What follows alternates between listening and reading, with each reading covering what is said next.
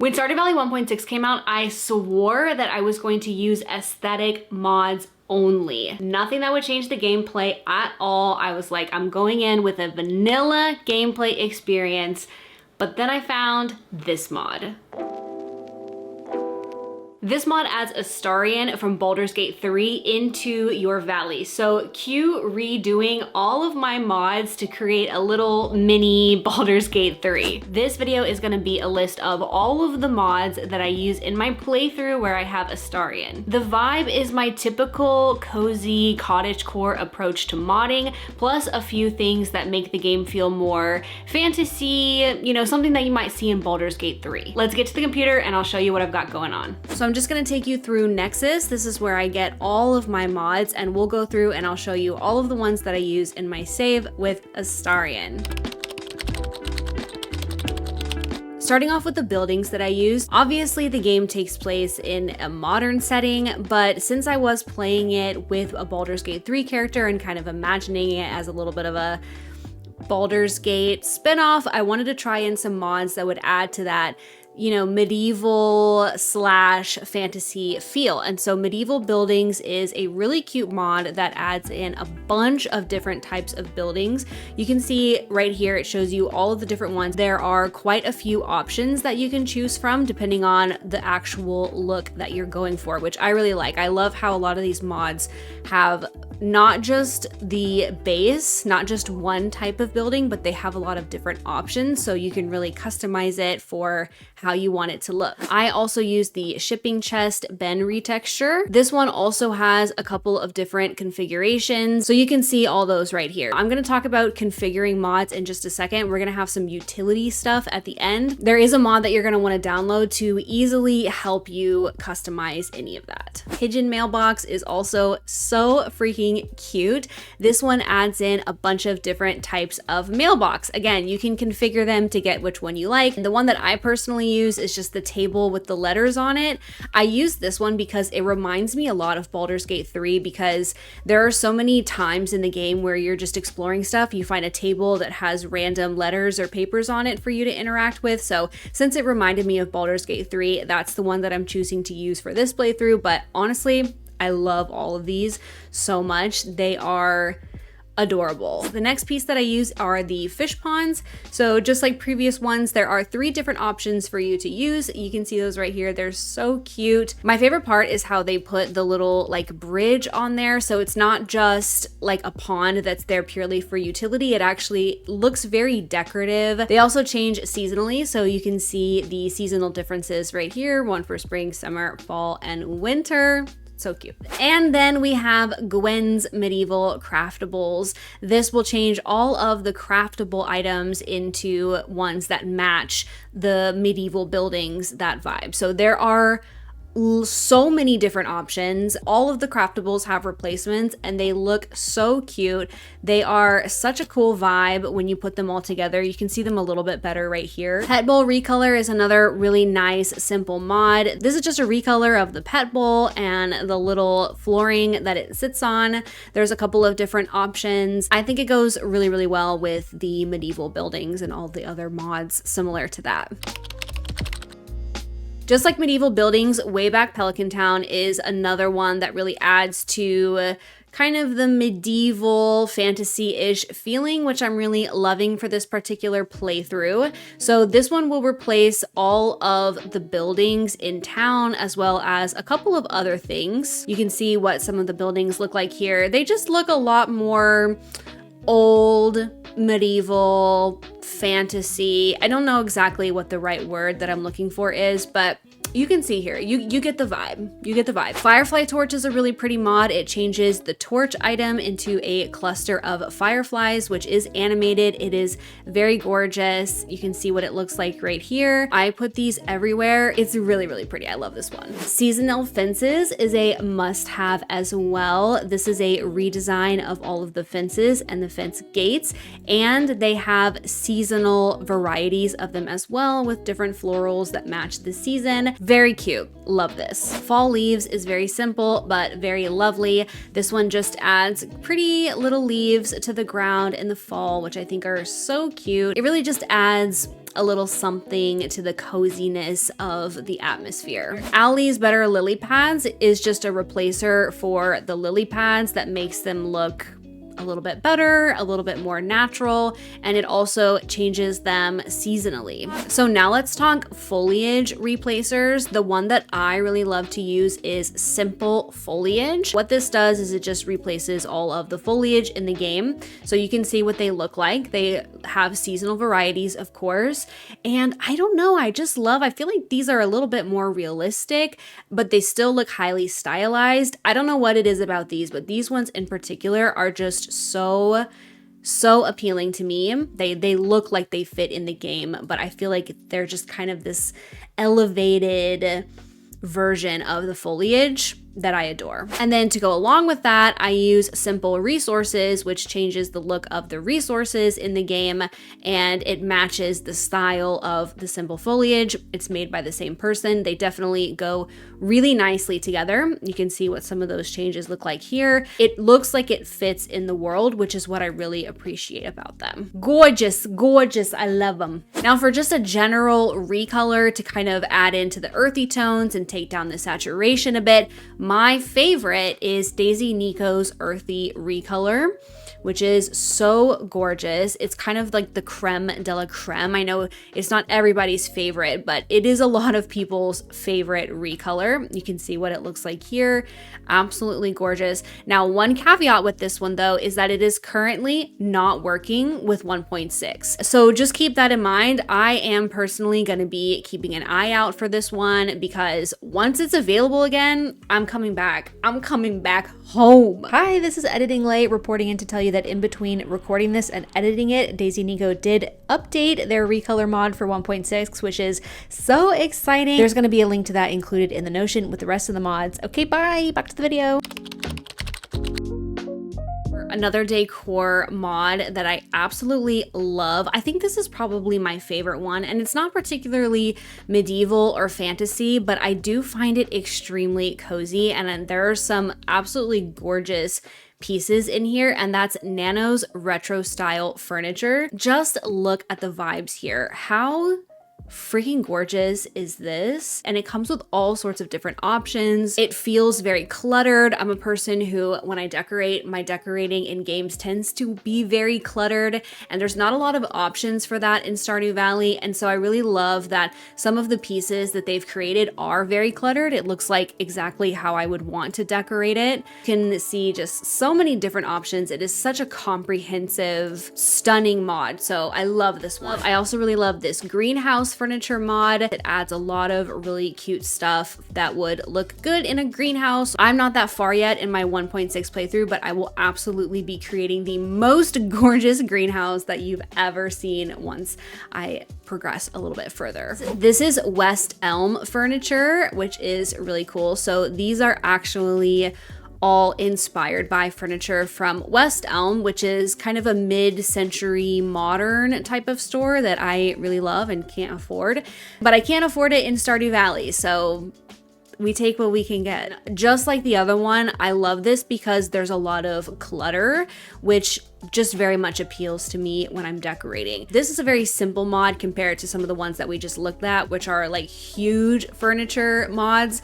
This one is just a TV, but the TV is so cute. It's an antique TV set. They have cute TV sets in the other ones, but for some reason, the look of this one is just so cute to me. I always use this in all of my playthroughs. This is another really cute furniture set that focuses on fall furniture specifically. It is Peachy Seasonal Set for alternative textures, and you can see some of the things that it has there. I love the wreath items that turn into the fall wreaths, and I definitely love the sunflower wreath because I love sunflowers. I think it's so cute. I'm obsessed with this one.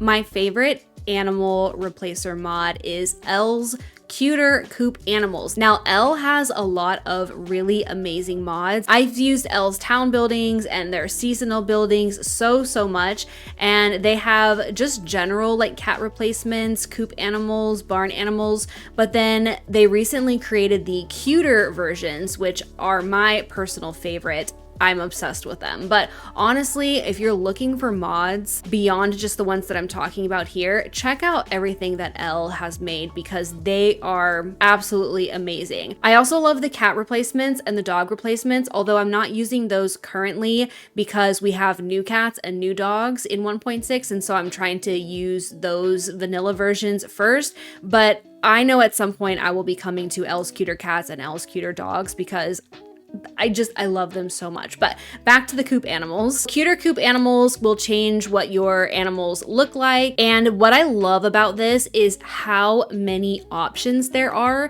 So for all of the chickens, there are a ton of different both color options and breed options that have entirely different looks. You have so much customization for which ones you want to use. So you can have all of them look a certain way, or you can go in and actually select, and I'll talk about how in just a second, but you can actually go in and select, I want it to randomly be one of this one, this one, this one, this one, this one, this one, this one. So if like you wanted them all to be silky chickens, but you wanted them to be different colors of silky chickens, just select the silky chickens. Or if you want just brown chickens, but different breeds, you can go in and select it that way. They have them for the blue chickens. They have different versions of the golden chickens. They have the rabbits, which are so cute, and so many different colors, so many different kinds. There's different ducks, different dinosaurs.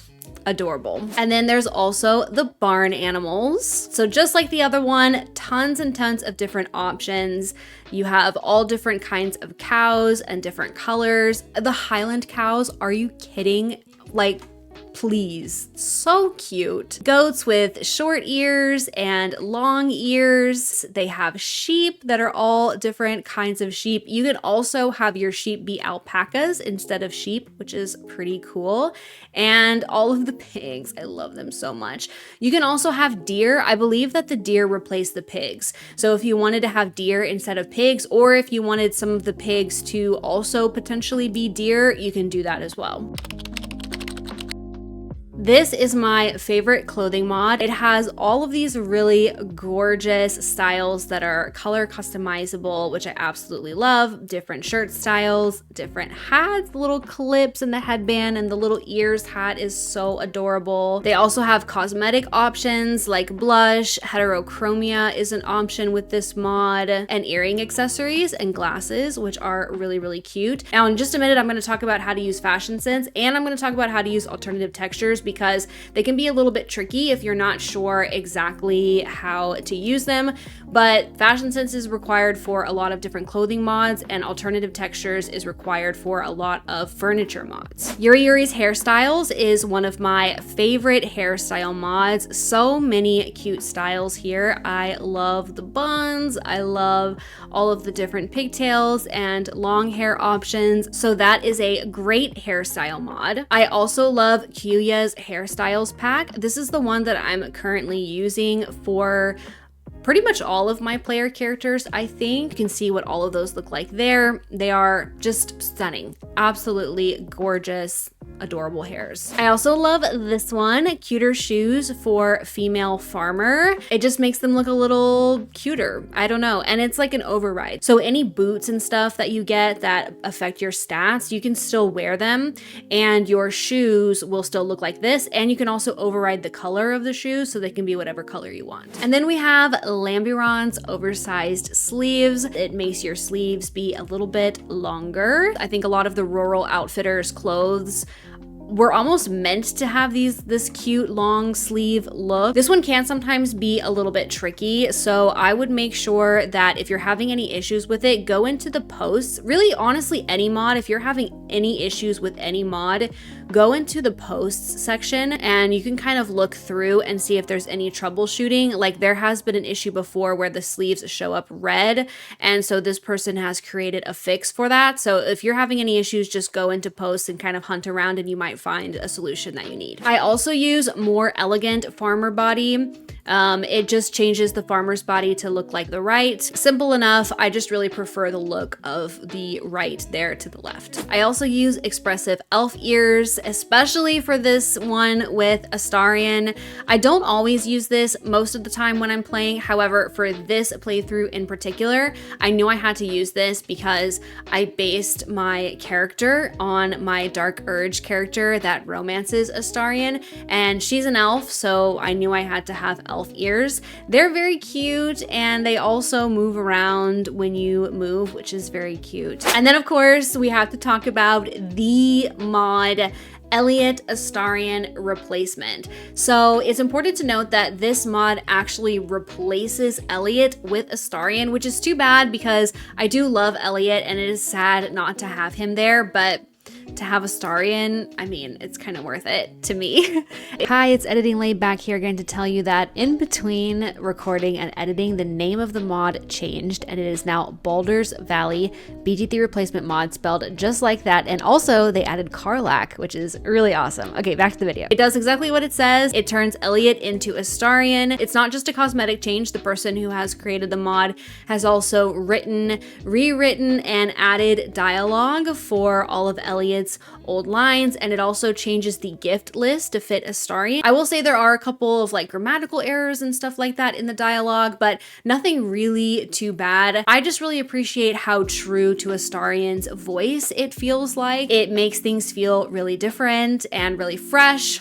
Love it.